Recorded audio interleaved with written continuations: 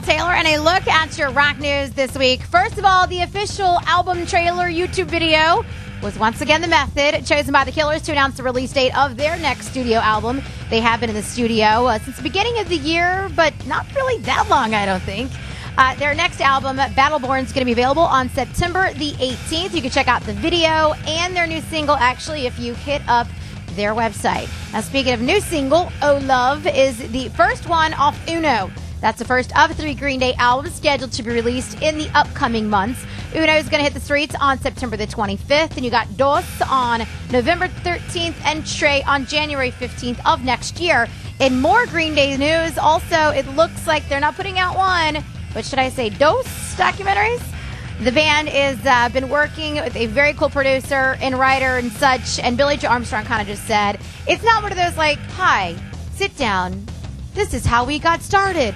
He said, no, we're all about kind of rocking out the rock and roll lifestyle, playing it, letting the story kind of tell itself rather than creative history, which makes sense.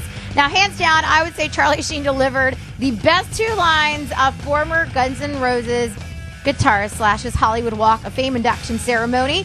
That just happened last week. Sheen got to introduce Slash when he went down there to do the whole kissing thing, whatever that you do at your star. Well, he said it's quite fitting that Slash is getting a star on the very street Axl Rose will one day be sleeping on. He then later scored with another zinger when he said, the star is going to be stepped on more than the coke we did in the 80s. Lollapalooza's mastermind, Mr. Perry Farrell, and his band Jane's Addiction have announced that they're going to keep the Lollapalooza party going. So if you're fortunate enough to be able to go out to Lollapalooza in Chicago, you can hit up the Aragon Ballroom on the Saturday, August 4th. Joining him on stage is going to be Franz Ferdinand. And Perry Farrell's got to be running around like crazy. Well, you know what? I take that back. It is his festival. He did start it. However, he's probably got a bunch of other people that are running it, so probably quite easy for him to jump in a ballroom and rock out with Jane's Addiction. Now, the 900-pound drumsticks that the city of Warren, Ohio recently unveiled in honor of Foo Fighters frontman and hometown hero Dave Grohl has set a new Guinness World Book of Records. Easy enough for what else? The world's largest drumsticks. The huge sticks will be displayed at the Warren Amphitheater through September and then relocated for permanent display to Dave Grohl Alley in Warren. No word yet on if he's actually going to be there or not. The annual Farm Aid benefit concert is going to be staged this year on September 22nd at Hershey Park Stadium in Pennsylvania.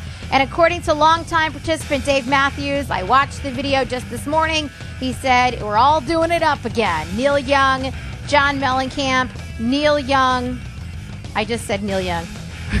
Willie Nelson are going to headline the all-day event, designated to, of course, raise funds to help our American family farmers. Now, Hoobastank, which I'm just throwing them in the news today because I was excited that they were actually back together. They're doing a 17-show road trip for the summer, and their 5th full-length studio album, Fight or Flight, is going to be available on August the 28th, so right around the corner. Now, once again, crime does not pay. Carol Hawkins, that's the former personal assistant to U2's bassist Adam Clayton, has been sentenced to 7 years now in prison after being found guilty on 181 counts of theft. What do you do to somebody like that? Anyhow, the Irish jury convicted the 48-year-old Hawkins of embezzling $3.6 million of his cash over a period of like 2004 to 2008. Like, how do you steal that much money and think you're going to get away with it?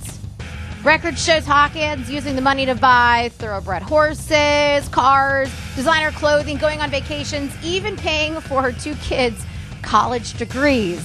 Now, last, organizers of the enormously successful Coachella Music and Arts Festival had kind of threatened the host city of Indio, California, that, if you pass this law, they were trying to add like a 5 to 10% admission tax on each ticket. If they pass that, they're like, we're not even going to have it here. We're going to go somewhere else.